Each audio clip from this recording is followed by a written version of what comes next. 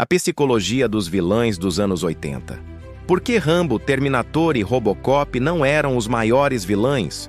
Nos anos 80, o cinema de ação nos entregou heróis imbatíveis, explosões épicas e frases de efeito que ecoam até hoje. Mas, e se eu te disser que por trás de toda a adrenalina havia uma psicologia complexa escondida nas sombras? E que os verdadeiros vilões de filmes como Rambo, Terminator e Robocop talvez não fossem quem você pensava?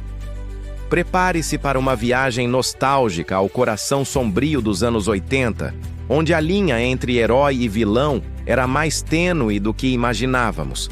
Você vai descobrir que a máquina assassina, o soldado traumatizado e o policial ciborgue eram, na verdade, vítimas de forças muito maiores. E antes de mergulharmos nessa análise profunda, já deixa o seu like para fortalecer a nossa comunidade de amantes do cinema e se inscreva no canal para não perder nenhuma viagem no tempo como essa.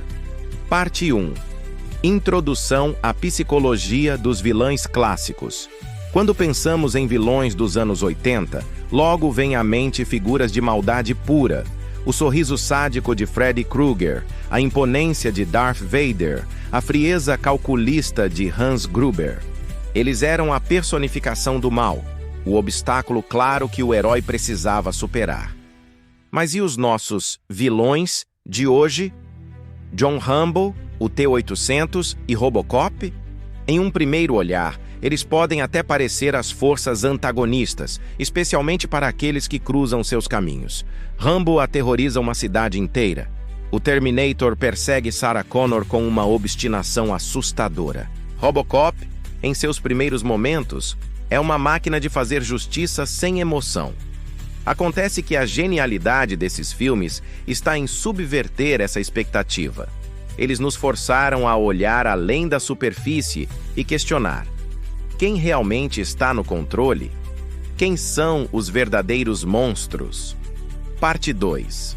John Rambo, o veterano abandonado. Vamos começar com John Rambo.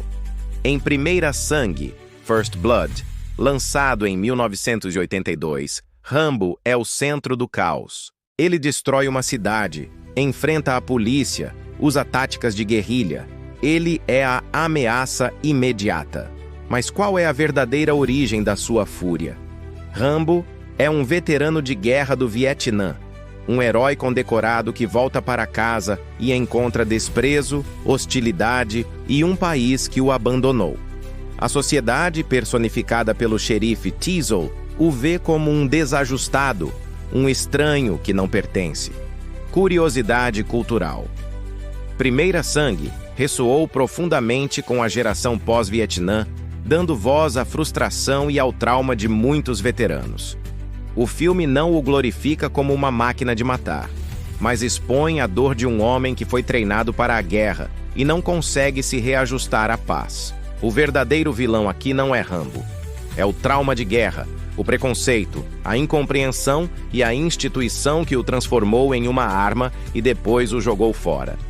Rambo não busca vilões. Ele reage à opressão e à violência que lhe são impostas. Ele é uma vítima das circunstâncias, um espelho da culpa social da época. Parte 3. O T-800, a máquina cega da obediência. Agora, o Terminator. Em 1984, o Exterminador do Futuro nos apresentou a uma das criaturas mais assustadoras do cinema, o T-800. Um esqueleto de metal envolto em carne humana, enviado do futuro com uma única missão: matar Sarah Connor. Ele é frio, calculista, indestrutível. Parece a personificação do mal robótico, certo? Mas pare e pense. O T-800 não tem emoções, não tem motivações pessoais. Ele não odeia Sarah Connor. Ele é uma ferramenta. Uma ferramenta perfeita, sim, mas ainda assim uma ferramenta. Sua programação é seu mestre. Curiosidade cultural.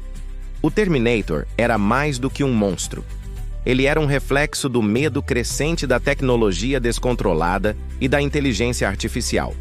Os anos 80 eram a década da Guerra Fria e da corrida armamentista, e a ideia de uma máquina que não pode ser parada ou negociada era aterrorizante. O verdadeiro vilão não é o T-800, é a Skynet, a inteligência artificial que o criou e programou para executar sua vontade. É a guerra nuclear, a distopia futura, a própria ideia de que a tecnologia pode se voltar contra seus criadores. O T-800 é apenas o braço armado de uma catástrofe maior. Ele é a consequência, não a causa. Parte 4. Robocop, o homem por trás da máquina. E para fechar com chave de ouro, temos o Robocop, de 1987. Alex Murphy, um policial honesto, é brutalmente assassinado e transformado em uma máquina de fazer justiça pela megacorporação OCP. Robocop é imponente, indestrutível e, a princípio, sem as emoções de um humano. Seu trabalho é eliminar o crime. Mas quem cometeu o verdadeiro crime? Quem o transformou em algo que ele não queria ser? Quem controla Detroit e a própria polícia? Curiosidade cultural. Robocop foi uma crítica social mordaz aos anos 80. A privatização dos serviços públicos, a crescente influência de corporações sobre o governo, a gentrificação e a violência urbana. O filme era um espelho sombrio do capitalismo selvagem da época. O verdadeiro vilão em Robocop não é o policial ciborgue. São os executivos corruptos da OCP, como Clarence Bodicker e Dick Jones, que veem Murphy como uma propriedade, um experimento e não como um ser humano. É a ganância corporativa, a corrupção política e a desumanização que permitem que crimes como o de Murphy aconteçam impunemente. Robocop é a vítima de um sistema doente que ele próprio, ironicamente, é forçado a defender. Parte 5. A conclusão nostálgica. Então, da próxima vez que você revisitar esses clássicos dos anos 80, olhe com outros olhos. Rambo, Terminator e Robocop não eram os vilões no sentido tradicional. Eles eram, cada um à sua maneira, produtos de um sistema, de um trauma, de uma programação que os compeliam a agir. A genialidade do cinema dos anos 80 foi nos desafiar a pensar, a nos mostrar que a escuridão nem sempre reside na figura mais óbvia, mas sim nas engrenagens complexas da sociedade, da tecnologia e da própria natureza humana. Eles nos deram mais do que ação e efeitos especiais. Eles nos deram histórias com camadas, com uma psicologia que ressoa até hoje e que nos faz questionar quem são os verdadeiros vilões no nosso mundo. E aí, concorda com a nossa análise? Qual desses anti-heróis te marcou mais?